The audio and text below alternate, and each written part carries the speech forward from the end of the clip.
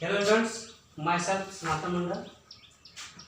I am going to teach you chemistry of class 10 first chapter. This is the fourth video of this chapter. Already we have learned about the types of chemical reaction in the previous video. उसमें से जो remaining types of chemical reaction बचा हुआ है उसको हम लोग इस वीडियो में पढ़ेंगे। आते हैं टाइप्स ऑफ केमिकल रिएक्शंस में third displacement reactions. The reactions in which one element displaces another from a compound are called displacement reaction. Displacement reaction उस रिएक्शन को कहते हैं जिसमें एक एलिमेंट दूसरे एलिमेंट को कंपाउंड से डिस्प्लेस करता है। Remember one thing, displacement reaction में हमेशा एक कंपाउंड और एक एलिमेंट पार्टिसिपेट करते हैं। सच एज कॉपर सल्फेट को जब मैग्नीशियम के साथ में रिएक्शन कराया जाता है तो मैग्नीशियम सल्फेट और कॉपर प्राप्त होता है। हम लोग यहां पर पाते हैं कि मैग्नीशियम कॉपर को डिस्प्लेस करके मैग्नीशियम सल्फेट बनाता है, कॉपर बनाता है। उसी प्रकार से पोटासियम क्लोराइड को जब क्लोरीन के साथ रिएक्शन कराते हैं तो पोटासियम क्लोराइड और ब्रोमाइड प्राप्त होता है। यहां पाते हैं कि क्लोरीन ब्रोमीन को डिस्प्लेस करता है।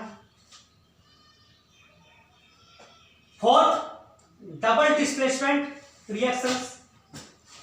The reactions in which two compounds exchange their ions to form two new compounds are called double displacement reactions. Double displacement reaction उसको कहते हैं जिसमें दो compounds अपने आयनों का आदान प्रदान करते हैं, एक्सचेंज करते हैं और दो न्यू सब्सटेंस बनाते हैं। यहां पर एक चीज रिमेंबर रखना है कि डबल डिस्प्लेसमेंट रिएक्शन में हमेशा दो कंपाउंड पार्टिसिपेट करते हैं। डिस्प्लेसमेंट रिएक्शन में हम लोग पढ़े एक कंपाउंड और एक एलिमेंट पार्टिसिपेट करते हैं। यहां पर दोनों कंपाउंड, यहां पर जैसे एग्जांपल में देखिए बेरियम क्लोराइड और सोडियम सल्फेट दोनों कंपाउंड्स हैं, तो डबल डिस्प्लेसमेंट रिएक्शन में दो कंपाउंड्स पार्टिसिपेट करते हैं। बेरियम क्लोराइड और सोडियम सल्फेट को जब रिएक्शन कराया जाता है तो बेरियम सल्फेट और सोडियम क्लोराइड प्राप्त होता है। यहां पर आयन का एक्सचेंज हुआ है, बेरियम या क्लोरीन के साथ में और सोडियम सल्फेट के साथ में था। आयन एक्सचेंज करके बेरियम सल्फेट के साथ आ गया है और सोडियम क्लोरीन के साथ में। उसी प्रकार से जब सोडियम हाइड्रोक्साइड को रिएक्शन हाइड्रोक्लोरिक साथ में किया जाता है तो सोडियम क्लोराइड और वाटर ऑप्टेन होता है। Number 3, oxidation and reduction reactions. एक चीज रिमेंबर रखना कि ऑक्सीडेशन और रिडक्शन रिएक्शन दोनों हमेशा साथ में होता है, इसलिए इसको रेडॉक्स रिएक्शन भी कहा जाता है। फिलहाल हम लोग देखते हैं oxidation. Addition of oxygen and removal of hydrogen is called oxidation.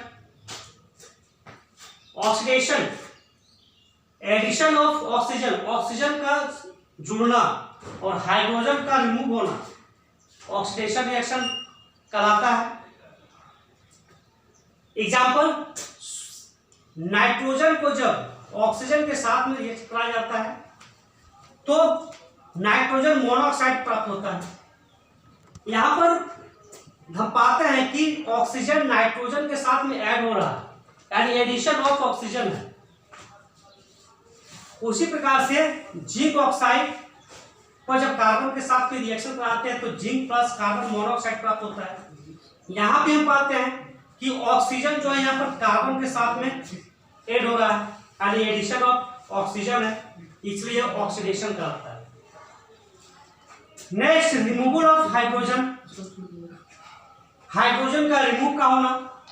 Hydrogen sulphide को जब क्लोरीन के साथ में रिएक्ट कराया जाता है तो हाइड्रोक्लोराइड और सल्फर प्राप्त होता है। रिमूवल ऑफ हाइड्रोजन, यहाँ पर हम देखते हैं हाइड्रोजन सल्फर के साथ में है, लेकिन हाइड्रोजन सल्फर से रिमूव हो जाता है, इसलिए रिमूवल ऑफ हाइड्रोजन हुआ और ये ऑक्सीडेशन है। उसी प्रकार से मैग्नीशियम को जब हाइड्रोक्लोरिक के साथ रिएक्शन कराया जाता है तो मैग्नीशियम क्लोराइड और हाइड्रोजन ऑप्टेन होता है। यहाँ भी देखते हैं कि हाइड्रोक्लोरिक एसिड से हाइड्रोजन रिमूव हो गया है, यानी removal of hydrogen, removal of hydrogen is called oxidation.